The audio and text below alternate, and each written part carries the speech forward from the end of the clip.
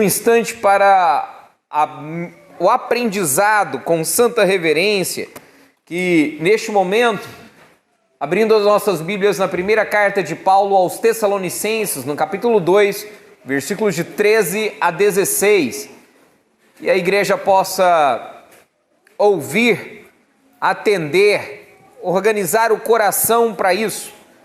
É importante destacar que o sermão começa bem antes da mensagem ser lida, né, de ela ser explicada, quando concentramos nela, quando pensamos a respeito, para receber de fato como palavra de Deus. O texto estará sendo projetado, mas é muito importante que, como forma de preparar-se para ouvir a palavra de Deus, você confira aquilo que está sendo lido. Assim diz a palavra de Deus.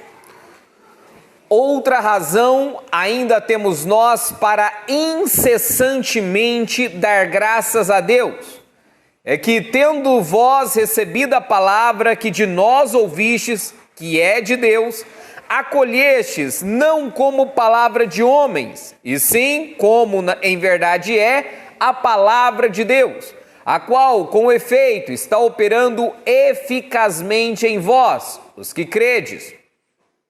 Tanto é assim, irmãos, que vos tornastes imitadores das igrejas de Deus existentes na Judéia, em Cristo Jesus, porque também padeceste da parte dos vossos patrícios as mesmas coisas que eles, por sua vez, sofreram dos judeus, os quais não somente mataram o Senhor Jesus e os profetas, como também nos perseguiram, e não agradam a Deus, e são adversários de todos os homens, a ponto de nos impedirem de falar aos gentios, para que estes sejam salvos, a fim de irem enchendo sempre a medida de seus pecados. A ira, porém, sobreveio contra eles definitivamente. Meus irmãos, existe uma série chamada Breaking Bad, e nessa série tem um personagem chamado Walter White. Ele era um professor comum, mas acumulou-se alguns problemas em sua vida, como por exemplo, desenvolveu um câncer e estava com graves dificuldades financeiras. Então ele começou a dar um jeitinho, começou com pequenos crimes, algumas decisões erradas, acrescidas de outras decisões erradas e mais pecados. Cada novo pecado exigia outro pecado para encobrir o pecado anterior. Assim, ele estava enchendo a medida dos seus pecados, de modo que a série termina com uma grande tragédia sobre ele e sobre os seus. Assim também a Bíblia descreve os amorreus. A Bíblia usa justamente esta linguagem, a medida da iniquidade. Os amorreus são aqueles que viviam na terra da Palestina e Deus disse para Abraão: olha, vocês vão conquistar tudo isso aqui, mas ainda não é a ocasião, porque não encheu a medida da iniquidade dos amorreus. Essa mesma expressão aparece ao longo das Escrituras em muitas outras partes, para descrever justamente o juízo de Deus. Deixa eu usar uma outra linguagem para isso. Pensemos nas cidades de Sodoma e Gomorra. Bem, cai fogo do céu e destrói essas cidades. Bem, olhando essa história desse modo, rápido, pensamos até que talvez fosse injustiça de Deus.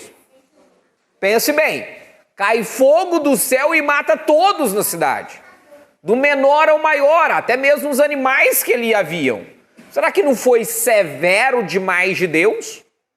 A expressão aumentou a medida da iniquidade é para mostrar isso. Não que, vamos imaginar aqui um número hipotético, a igreja, aquela cidade cometeu 10 mil pecados, agora vem o castigo de Deus. Não, não é essa a ideia. A ideia é para mostrar que havia uma história antes da destruição. Entende a ideia? Para que não se olhe para a história e pense assim, olha lá, Deus chegou e destruiu Sodoma e Gomorra. Não, houve um aumento aumentou-se, cresceu-se a medida da iniquidade. Eles pecaram tanto, cometeram tantas maldades, que aprouve a Deus executar grande juízo. Assim, meus irmãos, em contraste com este texto, com essa verdade, né, nós temos o texto anterior, onde Paulo está falando do amor de um pai e de uma mãe. Paulo está falando a respeito de um discipulado contínuo. E aqui ele fala a respeito da gratidão que ele tem para com Deus, para mostrar justamente essa diferença e também para encorajar a sua igreja. Então, novamente, Paulo queria encorajar a igreja da Tessalônica e por isso ele estava imensamente grato, porque Deus estava cuidando daquela igreja, porque o ministério dele ali tinha sido muito bom e ele estimulava aquela igreja a desenvolver um ministério semelhante. E por isso ele agradece a Deus. Uma forma de encorajar as pessoas era justamente falando da justiça de Deus. Inclusive também nos dias atuais. Como é importante compreender a justiça de Deus. Presta atenção aqui. A doutrina da justiça de Deus, ela precisa estar nítida em nossas mentes. Ela precisa estar clara, porque ela é grande fonte de encorajamento. Às vezes as pessoas se fixam apenas no amor de Deus, nas misericórdias de Deus. E Deus é totalmente misericordioso, mas Deus também é totalmente justo. Então precisamos olhar também para a sua justiça. Hoje eu gostaria que os irmãos conhecessem inicialmente o resultado da fé à luz deste texto, para vermos a misericórdia de Deus. Observe como o texto descreve isso, falando, por exemplo, a respeito de que o resultado da fé é a gratidão. Acompanhe o texto, ele diz assim no versículo 13: ora, outra razão, ainda temos nós para incessantemente dar graças a Deus. Paulo tem mais uma razão para agradecer a Deus. Se você voltar lá no versículo 2 do capítulo 1, Paulo diz: damos sempre graças a Deus por todos vós, mencionando-vos em nossas orações e sem cessar. Observe que ele estava imensamente grato quando ele começa a escrever essa carta. Alguns vão dizer que o capítulo 1, 2 e 3 é só uma ação de graças de Paulo. Entende? Então aqui ele está novamente agradecendo a Deus. E por que ele agradece a Deus? Ele volta em alguns assuntos que ele já tinha dito lá no primeiro capítulo. Mas aqui ele diz comparando justamente para mostrar a misericórdia e a justiça de Deus. Para mostrar o resultado da fé e o resultado do pecado. Aqui o resultado da fé é justamente essa gratidão. Observe, inclusive, que a fé é sempre agradecida. Por isso, ele está incessantemente dando graças a Deus. Mas não só isso. Aqui, um outro resultado da fé é que ele recebe e acolhe a palavra de Deus. Aqui, observe ele dizendo, é que tendo vós recebido a palavra que de nós ouvistes, que é de Deus, acolhestes não como palavra de homens, e sim como, em verdade a palavra de Deus. De novo, acompanhe a ideia. Ele fala de um recebimento e de um acolhimento. Eu quero que você tente imaginar uma partida de futebol. Tenta imaginar um momento onde um time está perdendo de 1-0 e tem o intervalo no meio do jogo, entre os dois tempos. E o que acontece? O técnico, desesperado, mas muito atento, chega na equipe e fala assim: olha, a lateral do time adversário é muito forte, mas o meio de campo deles não é tão bom. Então o que vocês vão fazer? Vocês vão marcar, vocês vão defender a lateral e vão atacar pelo meio. Aí imagine que agora nós temos dois tipos de jogadores que ouviram essa mensagem. Todos eles receberam a instrução do treinador, do técnico, mas só alguns colocam isso em prática. Aqui o que Paulo está dizendo é a mesma ideia. Ele usa duas palavras distintas para mostrar que toda a igreja ouve, mas só alguns acolhem. A distinção é quando você coloca em prática aquilo que se aprendeu. Olhe novamente, ele diz: O motivo que Paulo está agradecendo é porque eles receberam a palavra, que ouviram, ou seja, chegou ao ouvido. Essa palavra é de Deus. Mas os tessalonicenses não apenas ouviram, não apenas receberam a instrução, mas eles acolheram. Esse acolher é internalizar e colocá-la em prática, porque de fato esta é a palavra de Deus. Tanto é a palavra de Deus que Paulo vai falar que ela opera eficazmente. A fé vem pelo ouvir e o ouvir da palavra de Deus. E uma vez que esta fé está em seu coração, ela vai transformar quem você é. O texto fala de operando eficazmente. Aqui a ideia é de uma contínua ação. Essa ideia de uma ação contínua poderia ser colocada, como, por exemplo, como um medicamento, que não age somente na ocasião, né, pontual, mas algo que seria duradouro, que dura para a vida inteira. Como uma vacina, né, que dura pela vida inteira. Não é algo apenas pontual. E aqui nós estamos falando de uma eficácia poderosa, porque é feita pelo Espírito Santo. Enquanto a palavra estiver apenas com este livro e não no seu coração, não estabelecerá o fruto, né, devido, não produzirá corretamente. A ideia é que você leia e coloque isso em prática. Aí você diz assim: pastor, tá difícil, porque eu leio, é muito mandamento, é muita instrução, eu não consigo, é coisa demais para eu fazer, eu nem consigo entender direito. Deixa eu te falar uma coisa: você se esforça para muitas coisas, você valoriza muitas circunstâncias, há algumas coisas que têm o seu interesse, e aí você procura por isso. Quer ver? Olhe a ideia a respeito. Você quer comprar algum produto na internet, aí você compara preço, você olha a qualidade, você vê os comentários de alguém falando a respeito, você pergunta para outras pessoas, você comenta, você quer fazer uma compra, você pergunta para as outras. Por quê? Porque isso te interessa. Entende a ideia?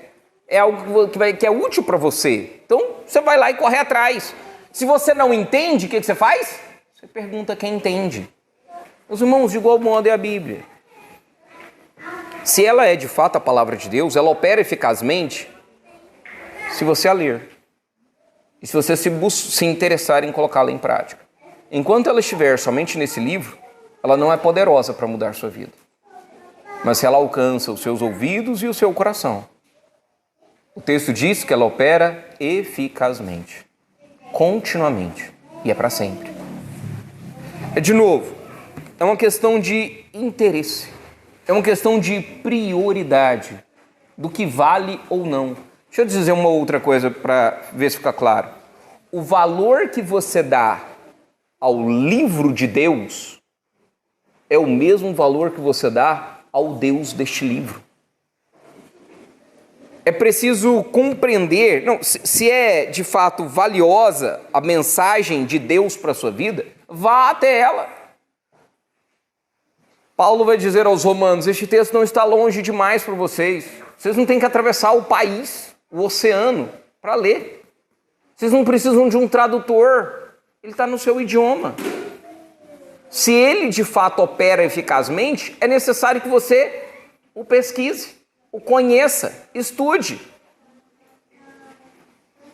O resultado da fé não pode ser encontrado se a Bíblia estiver fechada. Mas tem algo mais que o texto também diz. Meus irmãos, diz o versículo 14: tanto é assim, irmãos, que vos tornastes imitadores das igrejas de Deus existentes na Judéia em Cristo Jesus, porque também padeceste da parte dos vossos patrícios as mesmas coisas que eles, por sua vez, sofreram dos judeus.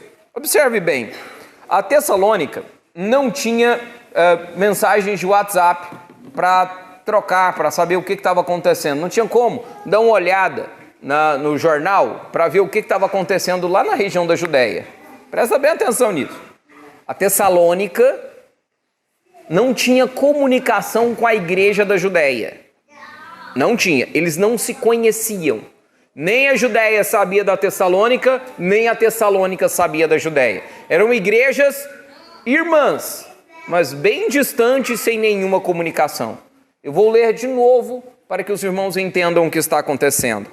Paulo vai dizer assim: tanto é assim, irmãos, versículo 14, que vos tornastes imitadores das igrejas de Deus existentes na Judéia.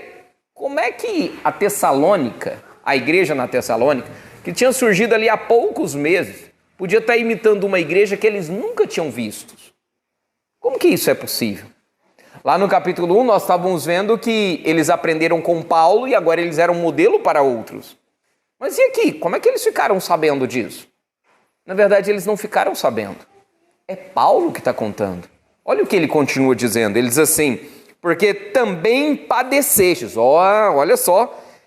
A igreja da Tessalônica estava padecendo da parte dos vossos patrícios. A ideia é, vocês estão sofrendo dos outros tessalonicenses. A igreja na Tessalônica estava sofrendo as perseguição, estava sofrendo dificuldades por causa das pessoas daquela cidade que não eram cristãos. Se você voltar no texto de Atos capítulo 17, você vai ver justamente isso. Eles expulsaram os cristãos dali, né? Bateram em Jason, o colocaram num cárcere, ele só saiu sob fiança. A situação foi constrangedora, foi difícil. E a ideia aqui é justamente, e ele fala, assim como a igreja da Judéia, também sofreram dos judeus. Sabe, é inevitável isso. Perceba de novo, uma igreja na Tessalônica e uma igreja na Judéia. As duas igrejas estavam sofrendo. Agostinho diz assim: Deus teve um filho na terra sem pecado, mas nenhum filho sem sofrimento. A igreja na Tessalônica sofreu. A igreja na Judéia sofreu. A igreja lá no Jardim IP também sofre.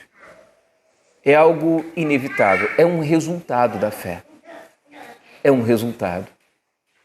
Eu estou falando a respeito disso porque, lamentavelmente, as pessoas às vezes têm uma visão equivocada de que se eu confio em Deus, então todos os meus problemas estão resolvidos. Mas eu quero te lembrar que não. Inclusive, estamos estudando nas quartas-feiras aqui, e veremos em breve, que os cristãos sofrem até mais do que os ímpios. Então, é uma situação da qual passamos. Então, observe, é algo comum a todos nós que cremos. Observe que ele diz justamente isso, lá no final do versículo 13. Aqueles que creem, estes que têm fé, estes sofrem, estes padecem. Aqui podemos compreender então, meus irmãos, que a correta exposição da palavra de Deus é a palavra de Deus. Vou novamente falar aos irmãos, para ficar ainda mais claro. Quando alguém explica a Bíblia para você, quando este texto é exposto aqui no culto, se é feito corretamente, esta é a própria palavra de Deus. Eu preciso que você compreenda essa verdade. A exposição dominical aqui na Igreja do Senhor, durante o culto, a exposição do texto sendo a exposição correta, sendo a exposição de fato do que o texto está dizendo, ela é a própria palavra de Deus. A explicação da Bíblia é a própria Bíblia. Por isso a importância do culto, por isso a importância de vir e ficar preparado para ouvir esta palavra. Por isso é necessário que você ouça e guarde essa palavra em seu coração. Por isso você precisa meditar nessa palavra. Por isso, para vir ao culto, organize-se para isso. Para guardar o dia do Senhor, às vezes é importante que você durma um pouco mais cedo no sábado. Eu sei, é um pouco difícil. Que talvez você, no domingo à tarde, consiga descansar um pouquinho mais. Por quê? Porque domingo à noite eu vou ter que ouvir a pregação, e não é fácil. São 40 minutos do pastor falando sozinho, e você sentado. Isso dá sono em qualquer um. Eu sei. E você, por isso, precisa se preparar. Por quê? Porque a exposição da palavra de Deus é a própria palavra de Deus. Por isso, prepare-se para vir este momento. Ouça com atenção e guarde, e ainda creia no poder transformador desta palavra. Deus transforma os corações através desta palavra. Guarde em seu coração, mas é necessário que você creia que esta palavra tem o poder de transformar sua vida. Novamente, certa vez eu encontrei alguns adolescentes que disseram que a Bíblia era um livro muito chato. Bem, eis aqui um livro que o próprio Deus escreveu.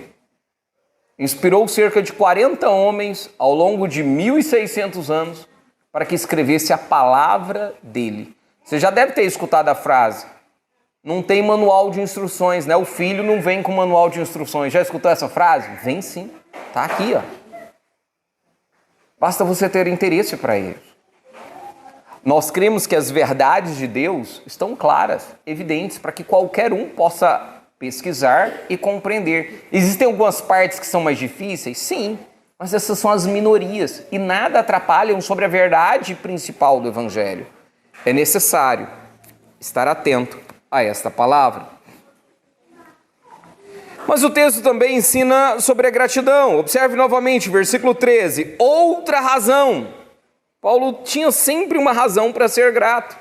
E ele ainda diz, para incessantemente, ou seja, continuamente, dar graças a Deus. E eu pergunto, qual é o seu motivo de gratidão? Deixe-me fazer a pergunta ao contrário. Você é ingrato por quê mesmo? O que tem provocado a ingratidão em seu coração? Como é importante você sempre buscar a mesma gratidão. Se você observar toda a carta aos Tessalonicenses, é uma carta de imensa gratidão ao Senhor.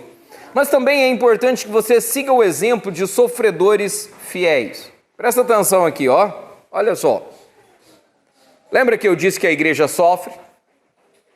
Se você faz parte da igreja, você vai sofrer. Não estou jogando praga, não.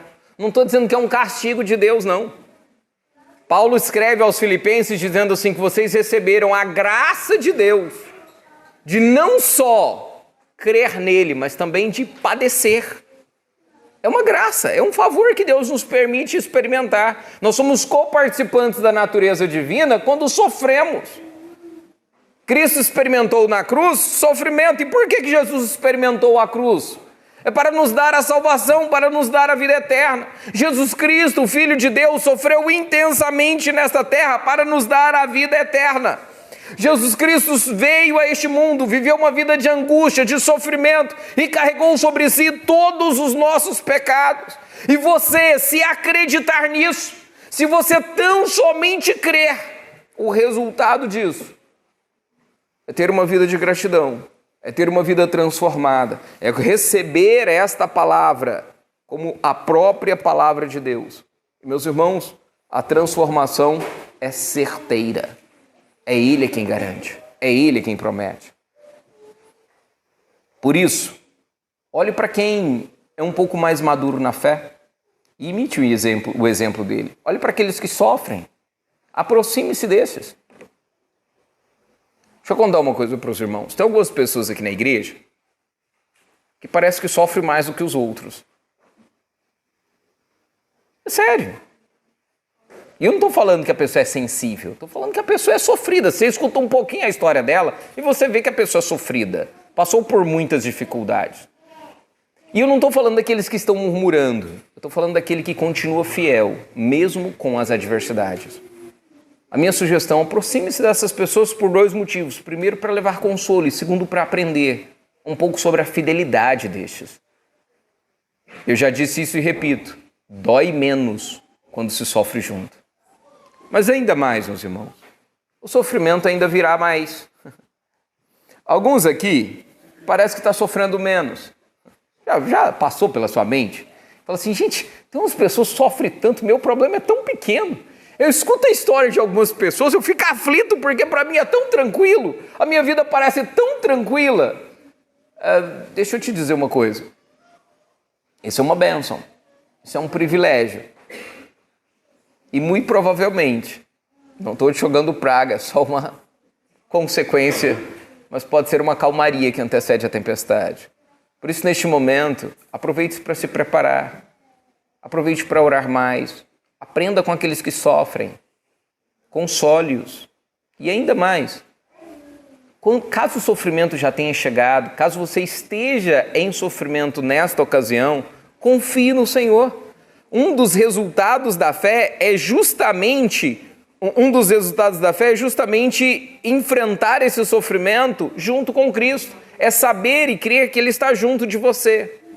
E eu quero falar ainda para aqueles que já experimentaram o sofrimento. Observe, o texto fala aqui a respeito, ele fala assim: vocês se tornaram imitadores das igrejas de Deus existentes na Judéia, porque vocês padeceram o que eles já sofreram.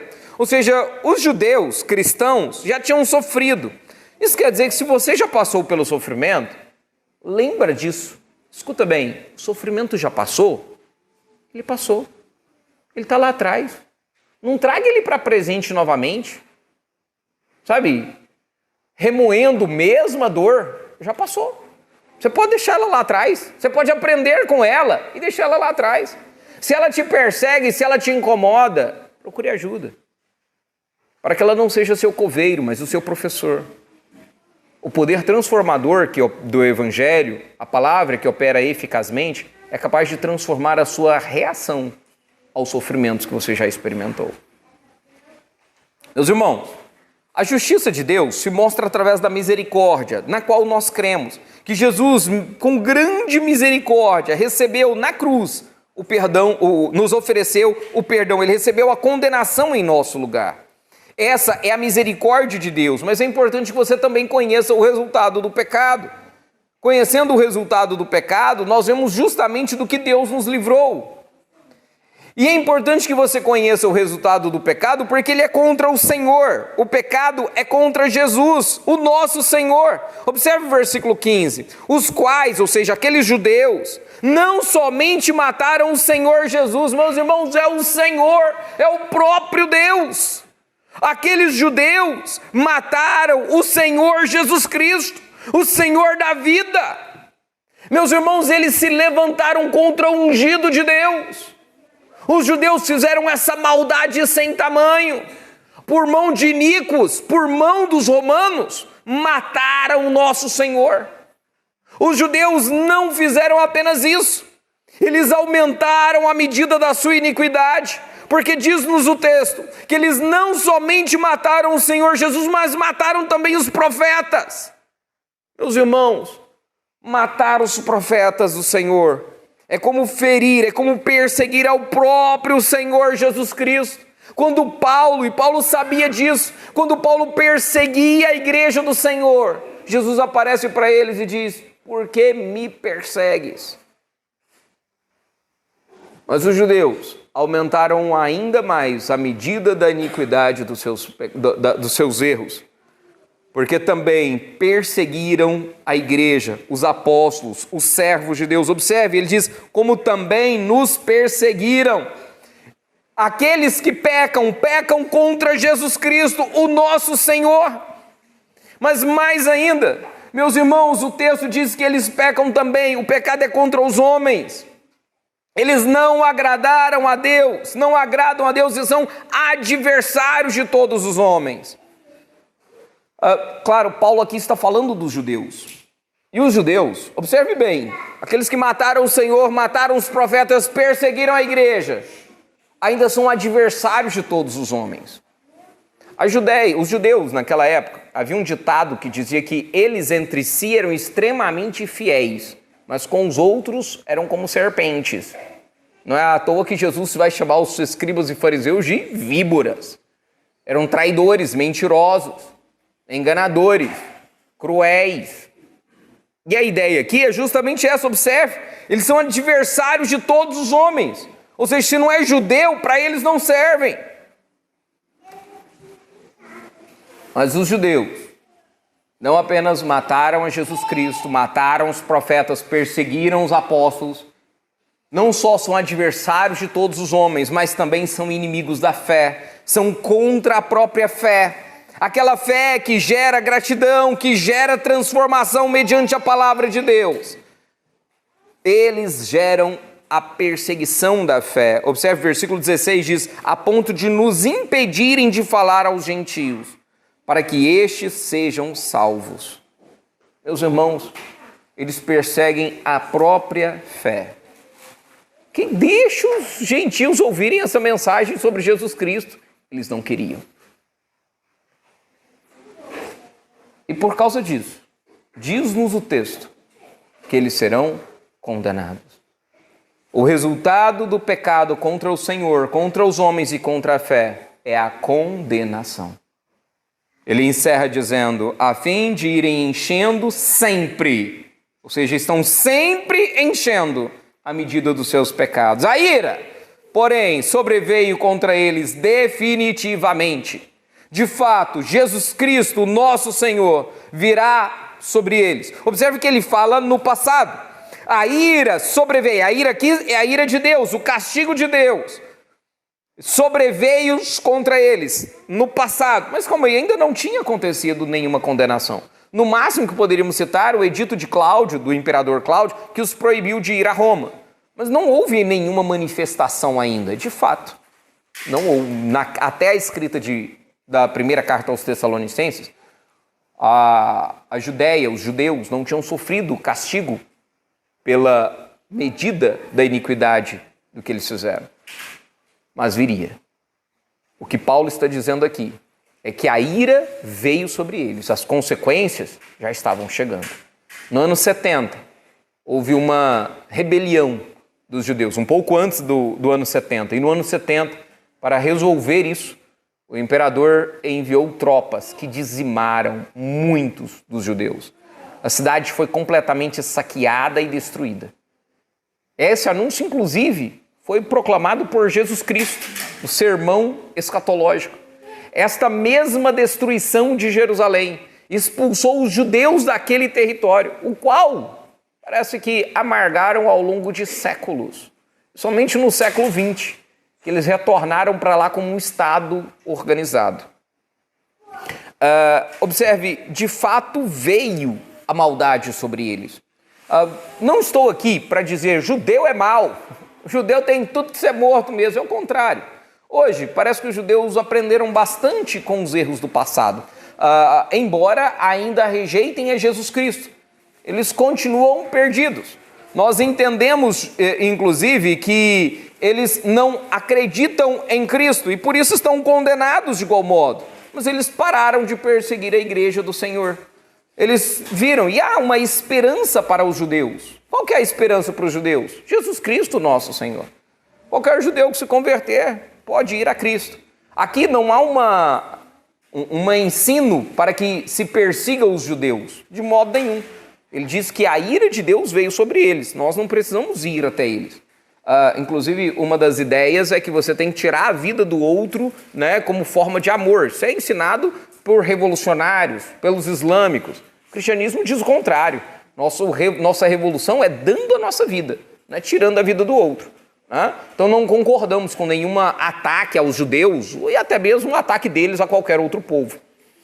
O que queremos mostrar aqui é justamente que a soberania de Deus não invalida a maldade humana. Embora Deus dirija todas as coisas, observe que aqui ele fala dessa encher a medida da iniquidade, mas quem faz isso são os homens. É a maldade desses homens. Os judeus aqui são apenas um exemplo da maldade encontrada em todos os tempos e em todos os lugares.